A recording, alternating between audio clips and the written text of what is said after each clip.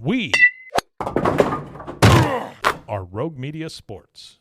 Is this house a good price compared to others in the area? Are prices going up or down? If I don't make an offer right this very moment, will I miss my chance? These are just some of the questions a home buyer might ask. And these are the sorts of questions an agent who is a Realtor can help answer.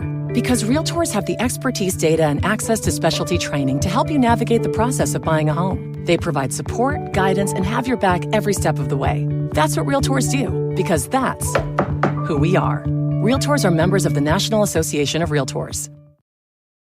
Hey, it's Mark Goodman. And I'm Alan Light. On today's podcast, Record Store Day founder Carrie Colleton is joining us to discuss the April 20th RSD special releases. Plus, we'll talk live with our audience, the Sound Up Pod Squad, and find out who still listens to vinyl. And some updates from the Beatles universe. Oh, good. Sound Up with Mark Goodman and Alan Light, the only music podcast that matters. Get it on Pandora, Spotify, Apple Podcasts, or wherever you get your podcasts.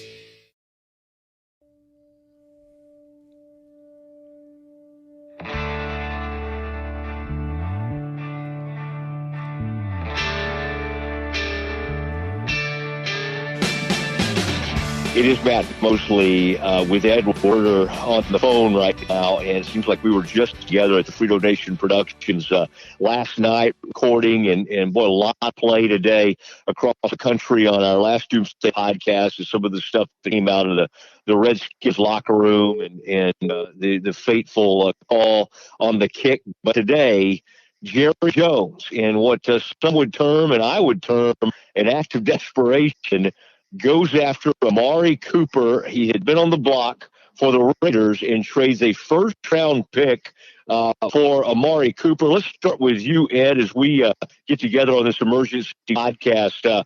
What were your initial thoughts when you heard this? How surprised were you that the 3-4 Cowboys, and especially coming off a game where they actually did throw for 273 yards, how surprised were you that the Cowboys went ahead and made this move?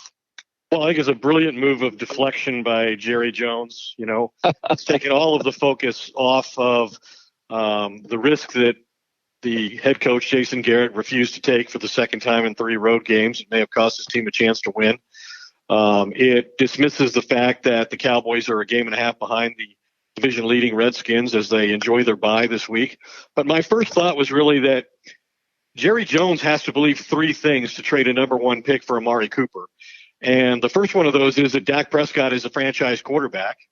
The second is that Cooper can make an offensive difference. And 3, that Dallas can make the playoffs this year.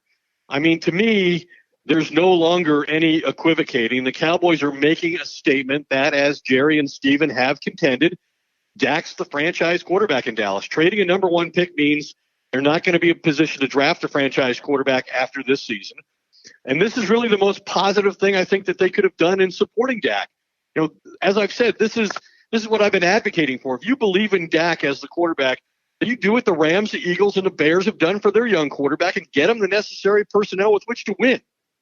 And I also think that this is a clear and unmistakable admission that their offseason plan at the wide receiver position was a colossal blunder. That releasing Des Bryant and turning the position over to Allen Hurns and Deontay Thompson and Tavon Austin was doomed to fail. And they've admitted that now in time to potentially save their season.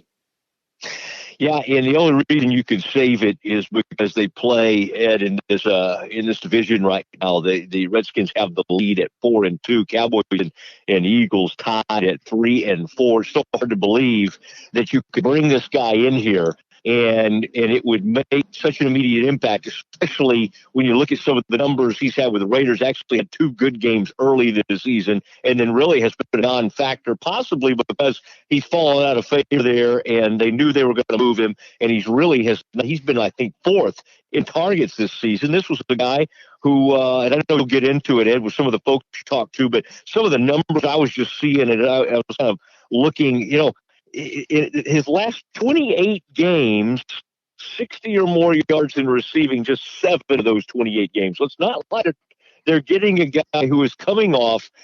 He's not been horribly productive this season. He wasn't productive last season, ended up 680 yards. So you're going back and you're betting on the fact that he's more like the guy that was in his first couple of seasons. And I can't help but think, I've already seen people writing about this, but I remember being on the radio and writing at ESPN, Ed, and you remember covering this trade in 2008, at about this point in the season, it might have been like 5 games in, the Cowboys made that trade for Roy Williams. And it was a first-round pick, a third-round pick, I think a fifth-round pick was in there, maybe it was a seventh-round pick. And Roy Williams, that turned out to be, a horrible trade. And so at this point, it seems like a lot to give up. I have a hard time, Ed, seeing them getting, a huge return for this guy. Well, in terms of history, obviously, I think, for all the criticism that we've delivered to Jerry Jones in his role as general manager, that his worst trades have really been at this position. This is the third time he's traded for a number one veteran receiver. He traded 2 firsts for Joey Galloway in an effort to get Troy Aikman back to another Super Bowl late in his career. And as misfortune would have it, because of injuries to one or the other, they never connected on a single regular season pass before Aikman retired. And then he gave up a first and 3 other picks for Roy Williams, as you mentioned, and now Amari Cooper. I think the first 2 were epic failures. I think that if you're hoping this can work out, you're attaching your faith to a couple of things, one of which is that Amari Cooper is just 24 years old. And his salary this year is completely manageable. It's under $1 million. Next year, he makes Des Bryant money. He's going to make $14 million next year. And really, you have to assume that the Cowboys are going to extend him at some point here in the near future because of the investment they've already made in him of a number 1 pick. And I think this has the potential to create some discontent in the locker room, primarily with Cole Beasley, whose numbers are better than Amari Cooper's, and who so far has been stalemated by the Cowboys in his attempts to get a contract extension that would pay him close to $10 million. And Cooper's going to make, $13 million to start with, and he hasn't even, caught a single pass here. But if you look at the numbers, the Cowboys have the top 150, top 200 receivers. Cole Beasley is the highest rated Cowboy guy at 45. Then it's Michael Gallup, the rookie, at 114. Zeke Elliott, your running back's at 120th. Allen Hurns is 129th. Tavon Austin, who's hurt, is 147th. And Deontay Thompson is 177th. Amari Cooper is 73rd, and he's already had his bye week, and he's in the middle of a bad season, I think in part because the Raiders' young quarterback Derek Carr, who everybody expected John Gruden was going to come in and make a reclamation project out of, has struggled maybe more than he ever had at any point in his career. And, yeah, there are questions about Cooper and not only his performance, but his love of the game, his interest in being a great player, his work ethic, what kind of shape he's in. And I guess these questions will begun to be answered here in the next couple of weeks. The Cowboys acquire him during their bye week, so they have plenty of time to work him into their system. I just think this sets the stage for a thorough evaluation of Jason Garrett and Scott Linehan as the offensive masterminds of this football team. At the end of the season, Jason Garrett's not going to have any excuses. The front office went and got him players after, like I said, the gaffe that they started the season with, which was the belief that, they didn't need you don't need a number 1 receiver in this league to have an excellent passing offense. That's been proven dead wrong, and they've now admitted that. And they've done what they can, I think, at this point to rectify the problem. The question is Amari Cooper going to perform as an elite receiver? And really maybe the only thing they have to justify, Matt, is let's assume that they were going to finish 8-8. Is Amari Cooper better than the receiver that they could have drafted next year at that position? Because they're basically eliminating the possibility that they would have decided in the next 10 games that Dak Prescott is not an elite quarterback and we better go draft a quarterback with our first-round pick. That's out the window now. So now they're going to have to invest a lot of money in Dak Prescott going forward in the near future as well. I think you're right, and they are under the belief that the Dak Prescott of his rookie season is the one they can tap into again, and whoever sold Jerry this bill of goods that they could go into this season and function with this current quarterback to wide receivers. It'll be surprising if any of those people are still around. Now they'll have a chance. Maybe some of those people, if you want to believe Scott Linehan was one of those, I believe he was. He'll have a chance to call the plays, work Cooper in, see how much this can help. But you're right. This is doubling down on Dak Prescott and this season. Basically not giving up on this season and saying, in this weakened NFC East, we think we could turn something around. And you've seen, Ed, the Texans sitting there 0-3, and the Cowboys, I think, based on when they were 1-3, they're sitting there 4-3 now and headed in the right direction. Jerry always is going to look at optimism. Isn't it funny though that this is the owner that loves to be a risk taker, and he got a head coach who seems to be completely different than he is. I mean, we spent part of last night talking about his game management and the way he decides on things. So it'll be interesting.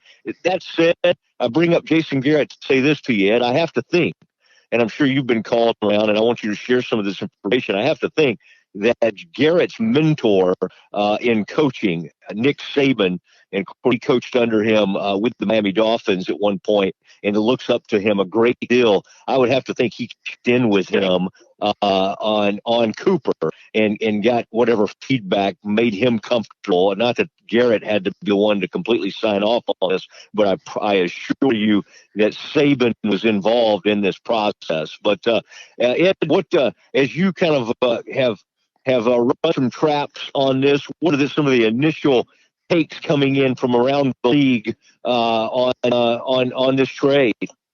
Well, the first thing I'd like to say to your point about the Alabama influence, you're right that Garrett coached with Saban. He envies what he's built at Alabama. He knows that their top line players come out as ready to perform at the top of the league level prospects, and Cooper obviously was the 4th overall pick in his draft class. And the Cowboys could have had another Alabama receiver, Calvin Ridley, with their first-round pick this past year, but I think justifiably chose to, bolster the defense with Leighton Vander Esch, and he's played well. But Cooper came out of the draft as a much more highly regarded prospect than Ridley, who has performed exceptionally well early in his rookie season with the Atlanta Falcons, who obviously have a lot of weapons and a very established elite passing quarterback. But just, I think from the perspective around the league, it's, here go the Cowboys, paying too much for a player. I mean, if you look at recent, wide receivers who have been traded around the league, the Cowboys seem to have paid a high price to acquire this particular player. I mean, Brandon Cooks went for 1st and 6th round picks. Kelvin Benjamin went for 3rd and 7th round picks. Jarvis Landry, a 4th round pick and a 7th round pick. And Josh Gordon, who obviously is in a different category because of his off the field issues and all the suspensions, went for a 5th round pick to New England. So there have been a lot of receivers traded recently. Yeah, I think that was a 4th round pick, but yeah, I know what you're saying. Few, if any, have commanded the price that the Raiders got out of the Cowboys for Amari Cooper. And, Reggie McKenzie, the general manager of the Raiders, who have been accused of, junking the season and trying to, get high picks and accumulate picks, having now traded 2 of their 3 best players, Khalil Mack and Cooper. Reggie McKenzie basically said that he talked to Stephen about Cooper for the first time on Friday, that Stephen, said he was going to call back on Monday. Stephen called back today and basically just offered the 1st round pick. So you have to think that their offensive performance in the game against the Redskins was a big factor in their ultimate decision to pay the ransom that the Raiders were demanding for Amari Cooper. Cowboys couldn't even have said the 2nd round pick. I mean, did he have to start with the 1st round pick today? My goodness. I mean, I think that's what the reaction around the league seems to be from all circles, that what you just said, they paid too high a price. Did you really have to give up a 1st round pick for Amari Cooper? And But I guess hey, desperate times call for desperate measures, and that's what we've seen today. I think there was competition for the player. The trade deadline's a week away, so there was still some time. But the Raiders had the leverage of the Cowboys being in this window, where they are best equipped to get him ready for the next game and to make an impact at home on Monday Night Football. All things that will appeal to Jerry. There's going to bring an enormous focus to next week's game on Monday Night Football against the Titans at home to Jerry as general manager, making a major move, to support his young quarterback and his beleaguered coach. So that would appeal to Jerry. And beyond that, two teams in the division wanted Cooper. The Redskins wanted Cooper. The Eagles apparently offered, according to one report, offered a second-round pick and were rebuffed. And the Indianapolis Colts apparently had interest in Cooper. So that was the leverage, I think, that the Raiders had, and they appear to have used it masterfully. Yeah, I would say so, Ed. And boy, I tell you, this is an interesting day on the heels of that loss. I think you said something that resonates with me early in our emergency podcast, and it was the fact that Jerry seems to be great at changing the narrative at times. And so we wondered, okay, he didn't speak after this game. Second time he did this season.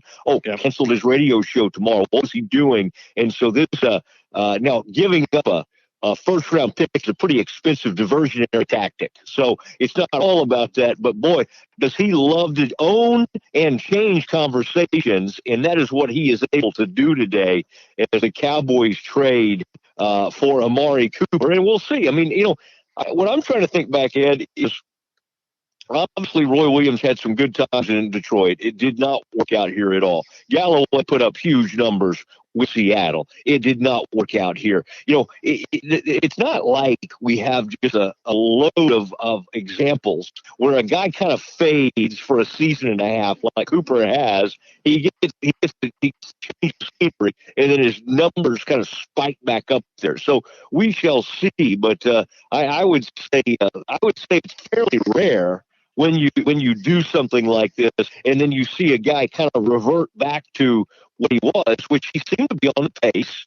And again, this is a lot about Derek Carr. I mean, the fact that this guy seemed to be an ascendant quarterback that we're going to be able to build around for years and years, and he has regressed in a big way, and it happened in a hurry. So, I think I would still say the vast majority, if you ask general managers, you can start your franchise and your quarterback can be Dak Prescott or it can be Derek Carr. I still think almost everybody would take Derek Carr. So, and by no means do I think that this is a solution to all of the Cowboys' offensive problems, but I think it's going to alleviate some of the pressure and get people out of the box so that their run game can be more effective, and Ezekiel Elliott can have the kind of effect that you want him to have from week to week. You're not going to be playing against stacked boxes all the time. I think it's going to free up Cole Beasley to get a lot of one-on-one coverage. But it's not going to solve the problems with the offensive line.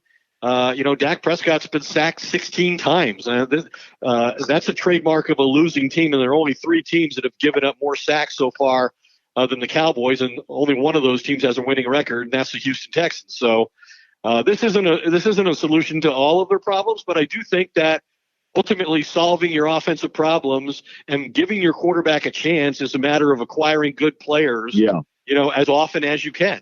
And I think they've acquired a good player. I think the only issue you can take issue with is the price they paid and whether it's too much. In a year where it's hard to imagine the Cowboys can go win an NFC championship game or become a viable Super Bowl contender with what we've seen so far from the Saints and the Rams.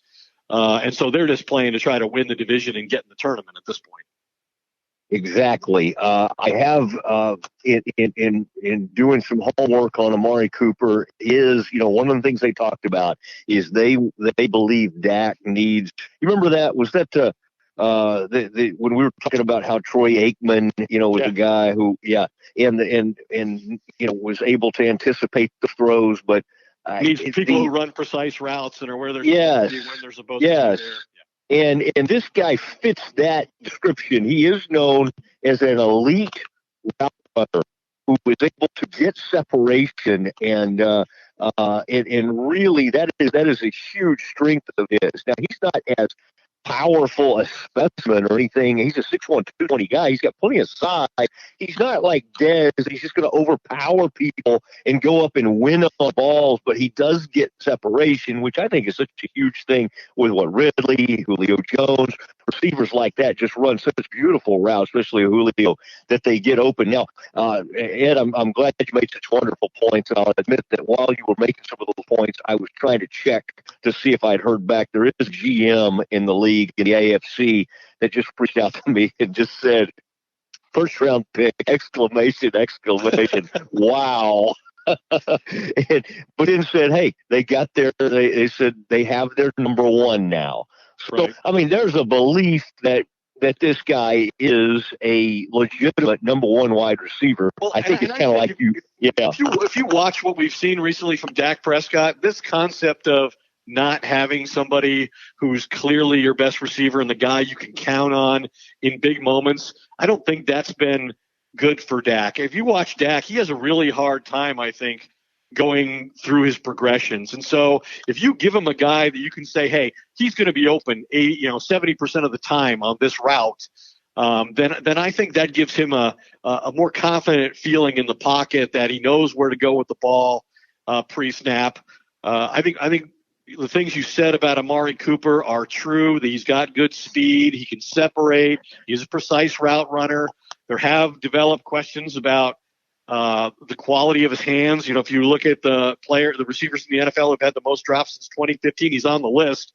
It's Michael Crabtree with 26, Demaryius Thomas also available in a trade with the Broncos at 24, Mike Evans at 22, and Amari Cooper at 22. So he's got the third most drops in the league since 2015. Okay, good for the Cowboys to be back in that category. And after, well, it'll be interesting. You know, what you hope is this, and this, I guarantee you, we'll hear about this. What Jerry's going to hope, and everybody that follows Cowboys, or especially fans of Cowboys, are going to hope, is that a change of scenery. And you do see this work from time to time in sports, where they basically soured on him to some extent, wasn't getting the targets.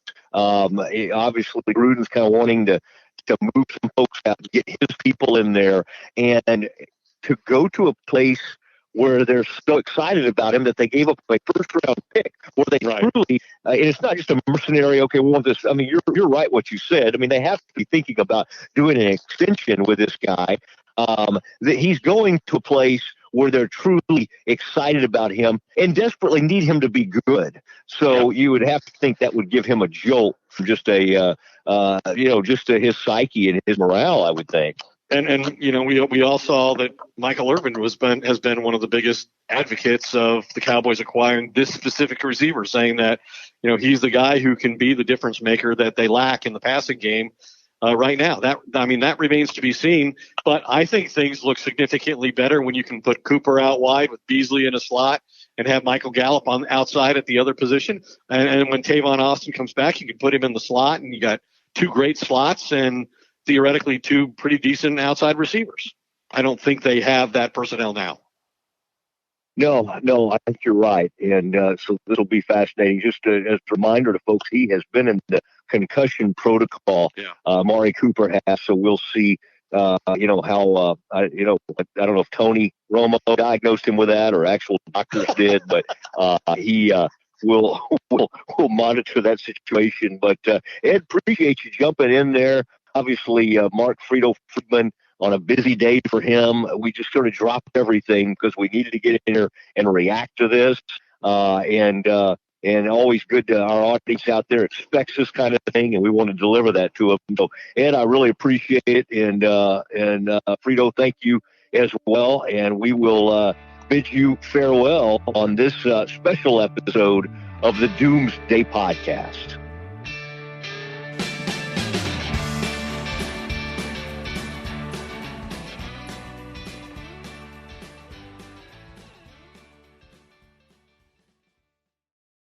It's one thing falling in love with a house, picturing yourself moving in and calling it home. and quite another navigating the world of price negotiating, mortgage lenders, and finding the budget that works best for you. An agent who's a Realtor can make understanding that world easier. Realtors have the expertise, access to proprietary data, and tools to help you get from imagining living somewhere to actually doing it. That's the kind of help we can provide. Because that's who we are. Realtors are members of the National Association of Realtors. You haven't heard about the McCrispy yet? Well, then, you probably haven't heard the sweet silence after the first crispy bite either. Go try it for yourself to hear the best not sound you've ever heard.